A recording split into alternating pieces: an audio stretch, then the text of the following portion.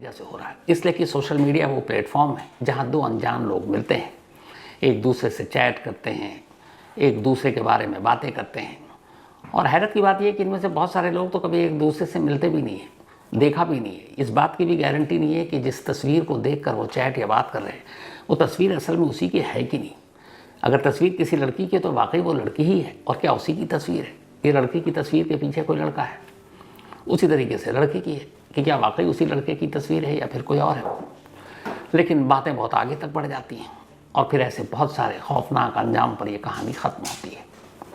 आज की कहानी इसी सोशल मीडिया की एक देन है।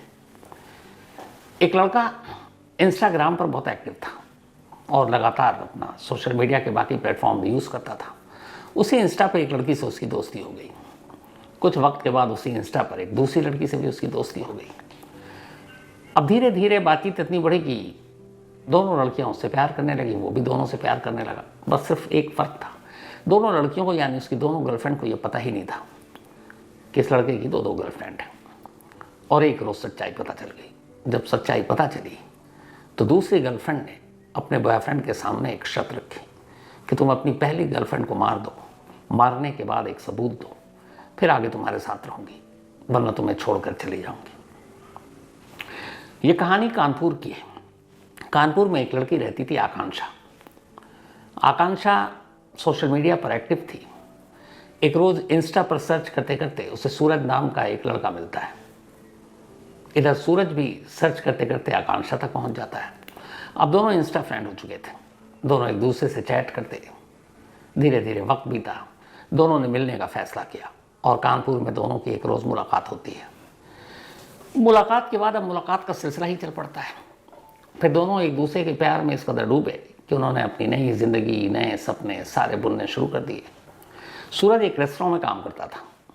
उसने आकांक्षा को भी कहा, वो भी जॉब की तलाश में थी, 20 साल की उम्र हो चुकी थी, कि तुम भी क्यों नहीं उसी रेस्टोरेंट में काम करती हो, तो हम दोनों का वक्त साथ ज़्यादा गुजरेगा। आकांक्षा मान गई। अब दोनों साथ काम करने लगे। धीरे धीरे वक्त बीता।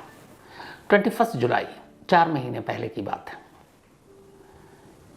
घर में होता यह कि आकांक्षा का एक भाई काम के सिलसिले में दिल्ली जाता है। दिल्ली जाते वक्त उसने अपना मोबाइल अपनी माँ को दे दिया और कहा कि मैं दिल्ली में हूँ, मैं तो वहाँ किसी से भी लेकर बात कर लूँगा, बट आप लोग इस मोबाइल को रखो ताकि मैं इस नंबर पे कॉल कर सकूँ, क्योंकि घर में कोई लैंडलाइन नंबर तो था नहीं। तो अब घर में आकांक्षा की माँ आकांक्षा और उसकी एक और बहन को ये बात पता थी कि भाई अपना मोबाइल घर छोड़ कर गया है ताकि वो बात कर सके घर वालों से। इधर अब आकांक्षा अपने घर से दूर कानपुर में है। कानपुर से कुछ दूरी पर उनके माँ बाप रहते थे, तो वो कानपुर में ही जॉब के सिलसिले में रहती थी। और कायदे से रहती क्या थी, वो सूरज के साथ एक तरह से लिव इन में रह रही थी। 21 जुलाई की तारीख आती है, आकांक्षा अपने घर वालों से बात नहीं करती। फिर 22, फिर 23, 3 दिन बीत जाते हैं। आकांक्षा की माँ परेशान। आकांक्षा की माँ फ़ोन कर रही है, लेकिन आकांक्षा फ़ोन काट देती है। फिर इसी दौरान आकांक्षा का एक मैसेज आया माँ के मोबाइल पर। उसने कहा, मैं बिज़ी हूँ माँ, बाद में आपसे तसल्ली से बात करूँगी। 3 दिन से बेटी से बात नहीं हो रही थी। माँ परेशान थी, घबराई हुई थी। लेकिन जैसे ही ये मैसेज पढ़ा, बेटी का मैसेज आ गया, तो माँ को खुश होना चाहिए, लेकिन इस मैसेज के पढ़ते ही माँ और ज़्यादा परेशान हो जाती है। उसने कहा, ये क्या? उसने मैसेज में ये क्यों लिखा कि माँ आप परेशान रहो, मैं बिज़ी हूँ, बाद में आ जाऊँगी, जबकि उसे पता है कि ये फ़ोन भाई का है, तो उसको भैया लिखना चाहिए था, और यहाँ वो माँ लिख रही है। माँ परेशान, उसे लगा 3 दिन से गायब है, कुछ तो गड़बड़ है। उसने उधर उधर पता करना शुरू किया, आकांक्षा का कहीं सुराग नहीं मिला। तब आकांक्षा की माँ विजयलक्ष्मी एक रोज़ पुलिस स्टेशन पहुँचती है और पुलिस स्टेशन जाकर अपनी बेटी की गुमशुदगी की रिपोर्ट दर्ज कर देती है। अब पुलिस वाले रिपोर्ट दर्ज करते हैं। उस रेस्टोरेंट में जहाँ वो काम करती थी, पुलिस वहाँ पहुँचती है। वहाँ से उसका पता निकाला जाता है जहाँ वो कानपुर में रह रही थी। इत्तेफाक से उस रेस्टोरेंट के कई ऐसे कुलीग थे जिन्हें पता था कि सूरज और आकांक्षा एक साथ लिव इन में रहते हैं। उन्होंने ये बात बताई। पुलिस सूरज तक पहुंची, सूरज से पूछताछ की। सूरज ने कहा कि 21 तारीख को उसकी और आकांक्षा की लड़ाई हो गई, और उस लड़ाई के बाद आकांक्षा उसके घर से चली गई, और फिर उसके बाद से कोई पता नहीं, न मैंने कॉल किया, न मेरी बात हुई। मुझे लगा अपने घर चली गई। पुलिस को एक तरह से सूरज ने कन्विंस कर दिया। पुलिस को भी लगा कि पता किया तो रेस्टोरेंट में वो लगातार आ रहा, कभी एब्सेंट भी नहीं रहा, तो कोई डाउट ही नहीं था कि दोनों एक साथ गायब हुए। पुलिस ने सूरज को छोड़ दिया। अब पुलिस तफ्तीश में लगी रही, सारी अपने लेवल पर जितने लोगों से पूछताछ हो सकती थी सब करती रही। कोई सुराग नहीं मिल रहा था आकांक्षा की गुमशुदगी की। पुलिस परेशान, घूम फिर कर आकर सूरज पर ही सारा मामला रुक जाता। अब पुलिस को लगा कि अगर सच्चाई पता है तो शायद सूरज को ही है। आसपास के सीसीटीवी कैमरे या बाकी जहां वो रहता था सब खंगालना शुरू किया। फिर पुलिस ने तय किया कि वो सूरज से दोबारा पूछताछ करेगी।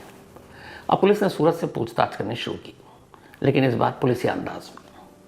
थोड़ी देर तक तो वो घुमाता रहा और फिर पुलिस को उसने कहा कि चलिए मेरे साथ, मैं आपको बताता हूँ सच्चाई। उसने कहा आकांक्षा अब इस दुनिया में नहीं है, मैंने उसे मार डाला और उसका कत्ल 21 जुलाई को ही कर चुका हूँ। पुलिस ने पूछा ठीक है, लाश? उसने कहा चलो। अब कानपुर से करीब 100 किलोमीटर दूर बांदा एक जगह है, वहाँ पर एक पुल है, उस पुल के नीचे तेज नदी बहती है। वो उस पुल पर ले गया और उसने कहा मैंने यहीं से आकांक्षा की लाश को नीचे फेंका। पुलिस ने कहा कि आकांक्षा की लाश को तुम अकेले उठाकर इस पुल के ऊपर, हाइट भी है, फिर नीचे फेंकना है, एक आदमी के बस का बात नहीं है। तब उसने कहा नहीं, इसमें मेरा एक दोस्त भी शामिल था। अब उसने अपने एक दोस्त का नाम बताया। पुलिस उसके घर पहुंचती है, दोस्त को भी उठा लेती है, दोनों इकरारे जुर्म कर लेते हैं। पुलिस पूछती है तुमने आकांक्षा को क्यों मारा? तब वो कहानी सुनाता है। वो कहता है कि असल में आकांक्षा से मेरी इंस्टाग्राम पे दोस्ती हुई, फिर हम साथ मिले, फिर आकांक्षा ने कहा हम एक साथ ज़िंदगी गुजारेंगे, शादी करेंगे, और हमारी ज़िंदगी में सब ठीक चल रहा था। दोनों एक ही रेस्तरां में काम कर रहे थे, लिव इन में रह रहे थे। लेकिन एक रोज़ गलती से आकांक्षा ने मेरा मोबाइल देख लिया और मेरा इंस्टा का जो पेज है वो खोल दिया। वहाँ पे चैट पड़ा हुआ था, वहाँ एक दूसरी लड़की के साथ, और ये दूसरी लड़की उसने बताया कि कुछ महीने पहले इसी इंस्टा के ज़रिए उसकी गर्लफ्रेंड बनी। वो उससे मिलता जुलता भी है, कानपुर में ही है, और अब वो उससे भी प्यार करने लगा। तो पुलिस ने कहा इसमें क्या हुआ फिर? उसने कहा जब उसने देखा मेरी बीवी ने, मतलब सॉरी आकांक्षा ने, तो वो नाराज़ हुई, भड़की, फिर झगड़ा हुआ, बट मैं उसको फिर भी मैंने मना लिया। लेकिन इत्तेफाक से एक और चीज़ हो गई, उसी इंस्टा के ज़रिए मेरी दूसरी गर्लफ्रेंड को मेरी पहली गर्लफ्रेंड यानी आकांक्षा के बारे में भी पता चल गया। उसने भी मोबाइल पे वो चैट देख लिया।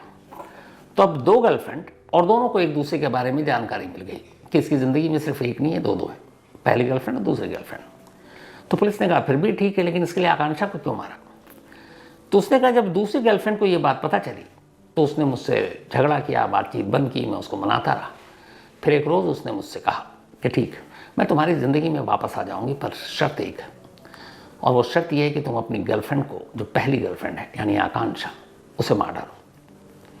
न सिर्फ मार डालो बल्कि मारने के बाद मुझे सबूत चाहिए कि वो मर चुकी है। तो पहले तो कुछ सूरज को समझ नहीं आया। उसने कहा तुम कैसी बातें कर रही हो, लेकिन वो अपनी बात पे अड़ी रही। सूरज ने कहा मेरे पास कोई रास्ता नहीं था। मैं 21 तारीख को घर आया, फिर मेरी लड़ाई झगड़ा हुआ आकांक्षा से। इसके बाद मैंने उसको मार डाला, गला घोट कर। मारने के बाद अब समझ में नहीं आया कि लाश को कहाँ फेंके। तब मैंने बांदा में रहने वाले अपने एक दोस्त को फ़ोन किया, उसे घर बुलाया। घर बुलाने के बाद उसे सारी बात बताई, और फिर ये हुआ कि इस लाश को ठिकाने लगाना है। तो हमने उस लाश को एक बैग में रखा। बैग में रखने के बाद मेरे दोस्त के साथ मोटरसाइकिल पर उसी बैग को रख कर कानपुर से 100 किलोमीटर दूर तक ट्रैवल किया, एक लाश को बैग में रखकर। 100 किलोमीटर दूर जाने के बाद उसे बांदा में एक पुल नज़र आया, जिसके नीचे उफनती तेज़ धार नदी दिखाई दी। रात का वक्त था, दोनों पुल पर पहुंचे और उस बैग को ऊपर से नदी में फेंक दिया। फेंकने के बाद चले आए।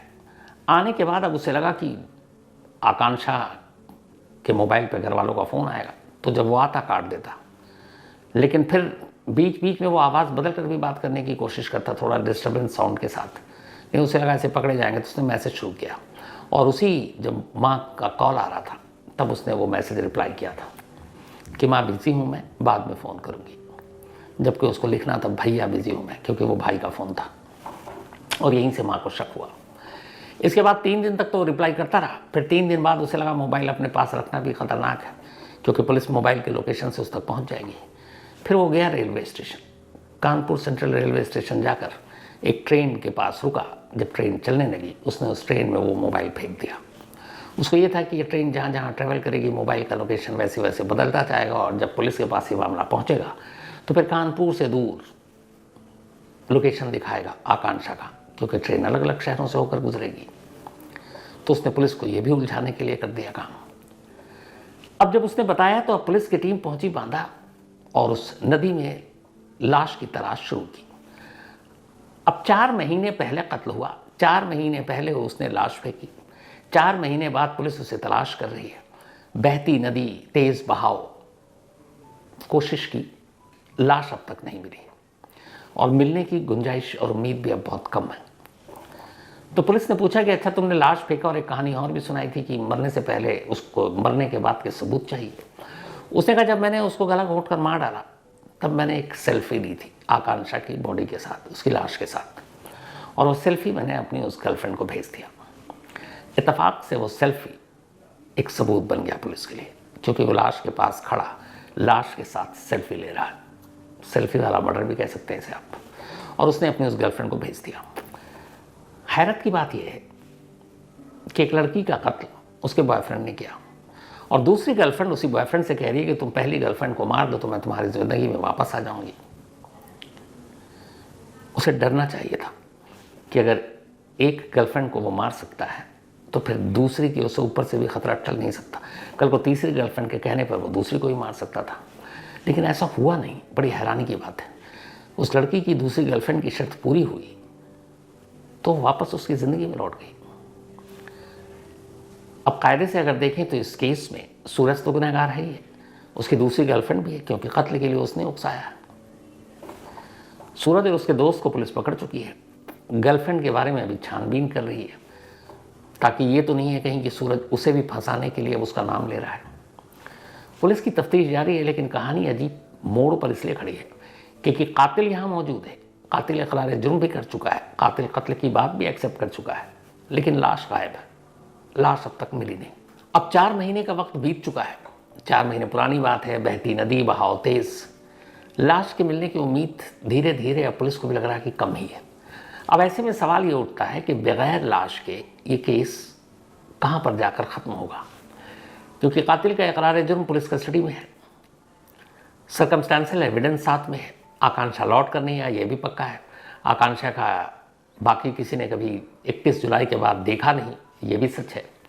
तो अब ये पूरा केस एक सर्कमस्टेंशियल एविडेंस पर खड़ा है, परिस्थिति जन्य साक्ष्य, जिसमें लाश नहीं है लेकिन कहानी है, कहानी के साथ कातिल है। अब देखना यह है कि कानपुर पुलिस इस केस को कितना स्ट्रांगली कोर्ट के सामने रखती है ताकि गुनहगारों को सजा मिले। कानपुर पुलिस का कहना तो है कि लाश की तलाश अब भी जारी है, पर ना भी मिले तो भी इसमें गुनहगार बख्शे नहीं जाएंगे, कोर्ट से छूट नहीं पाएंगे। वो इससे जुड़े हुए सारे सबूत कोर्ट के सामने रखेंगे। तो उम्मीद यही है, ऐसे गुनहगारों को कड़ी से कड़ी सज़ा ज़रूर मिलनी चाहिए।